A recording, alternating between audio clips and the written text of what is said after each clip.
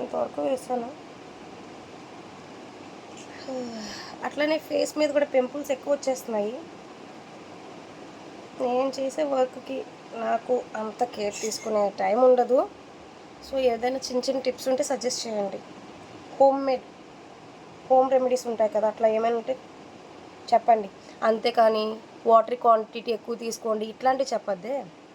నేను అస్సలు వాటర్ అంటే తాగను. ఓన్లీ ఫుడ్ తిన్నప్పుడు తప్ప అసలు ఎప్పుడు ఇంకా వాటర్ తాగను. అలాంటివి కాకుండా ఇంకేమైనా అంటే చెప్పంటారా, వింటాను.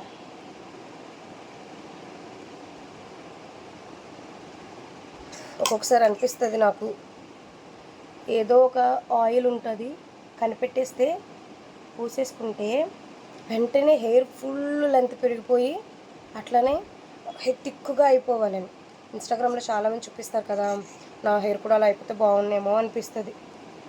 బట్ మన తెలుగు సామెత ఒకటి ఉంది కదా, ఆశకి హద్దు ఉండాలి, డాష్కి సిగ్గు ఉండాలి అని. డాష్ అంటే ఏంటో మీ అందరికీ తెలుసు, అందరం తెలుగు వాళ్ళమే కదా. సో అలా అందుకే పగటి కళ్ళు కండం మానేసి ఇట్లా అక్కలు చెప్పిన టిప్స్ ఏవో పాటిస్తున్నాను ఎట్ ప్రెజెంట్.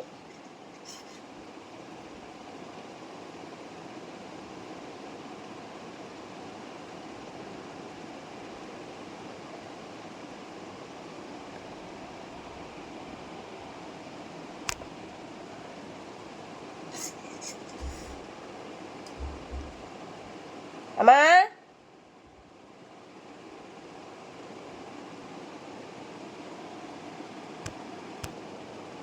మొత్తం రాసుకున్నాక ఇట్లా హెయిర్ బ్యాగ్ వేసుకున్నారనుకోండి, మెయిన్లీ అమ్మతో తిట్లు తప్పుతాయి.